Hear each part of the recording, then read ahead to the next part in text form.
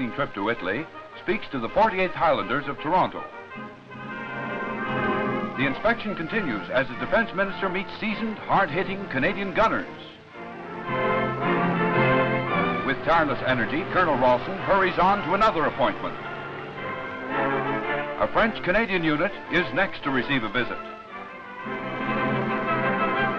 His words receive enthusiastic cheering. Once more on the move, he is greeted by Major Dick Malone. The Army Service Corps forms a guard of honor.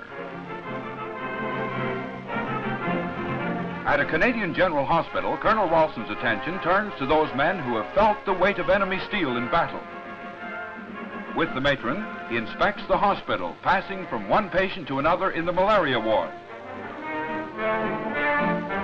Midst the ruins of an ancient Greek amphitheater, Colonel Ralston again meets men of the Dominion. Colonel Ralston, Lieutenant General Stuart, now acting commander of the 1st Canadian Army, and party, enter the amphitheater. To these fighting men, he brings words of encouragement and praise from the people at home. A march past of another regiment as Colonel Ralston takes the salute. The quayside next attracts his interest, moving among the men, anxious to see everything possible.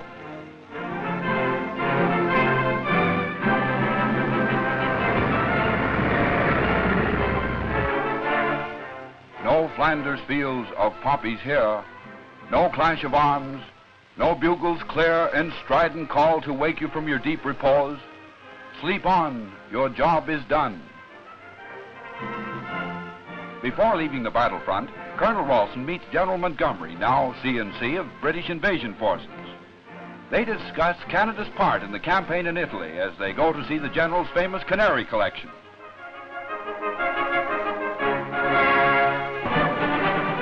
Back in London, Colonel Ralston is greeted by Major General Montague as he attends a CMHQ church parade at St. Martin's in the Field.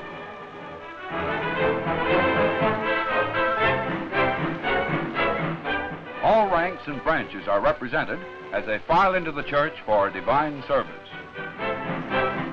Following the service, Colonel Ralston renews acquaintances with members of the Canadian Army. At an airport, Colonel Ralston prepares to leave for home.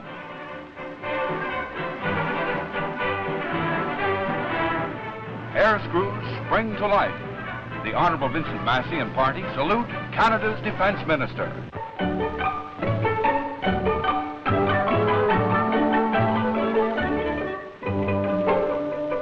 Another Christmas. Canadian Military Headquarters takes time out to entertain British kiddies at Poplar Hospital. Memories of the big top and sawdust days come back as Canadian soldiers clown for the children.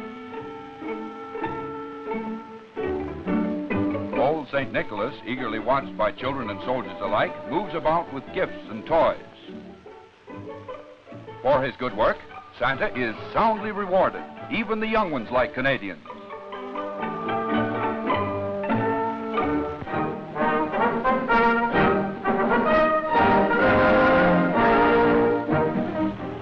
The first Canadian-built Lancaster has been put into service by the RCAF. Its target for tonight is Berlin. As the briefing goes on, 2,000-pounders are taken aboard. A truck collects the crews after they've donned their Mae Wests and parachutes and drives them to where the great machines are waiting.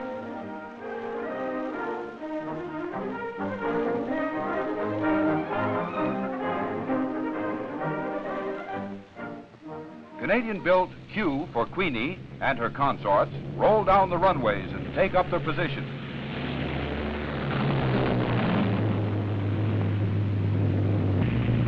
The takeoff light is flashed at the bomber in the Q, and away into the night roars Queenie.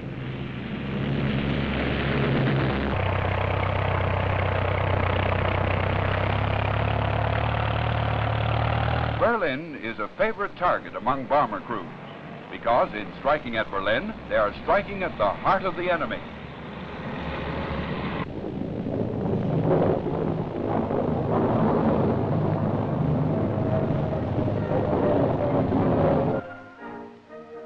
When the raid is over, none of our aircraft is missing. The crew of Queenie make their way to the interrogation room to give the details of their flight.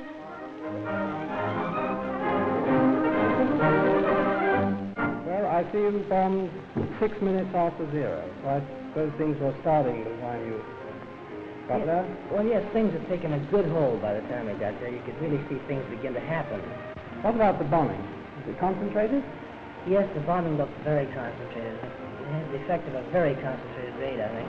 Any good fires going? Yes, fires were going by the time we bombed. Well, how did it find effect this time? The fact this time was just as bad, perhaps a little more severe than the last few times I've been there.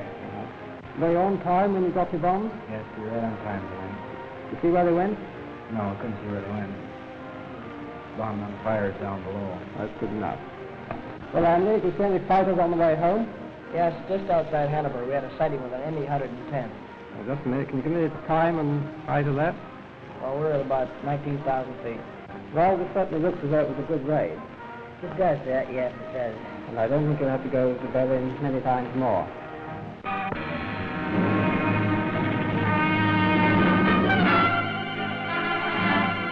The Sangro crossed and positions consolidated, a conference of brigadiers and high-ranking officers was held before the attack on San Leonardo.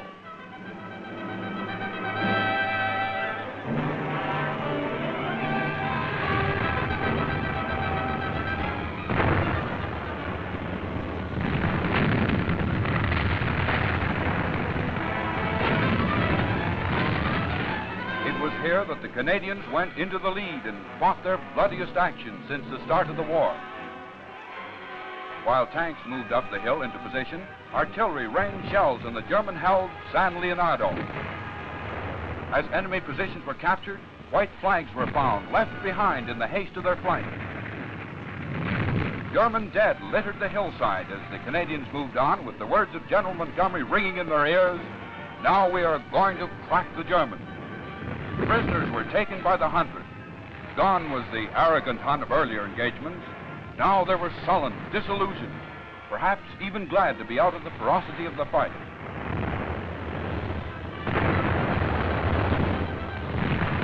During the Battle of San Leonardo, the Canadians had a visit from some high-ranking Russian officers who had come to the battlefront as observers. The Russians had nothing but praise for the 8th and realized full well the bitter opposition they were facing. Our troops were gradually, doggedly, and bravely fighting toward Ortona and the road to Rome, and the best wishes of the Russian allies went with them.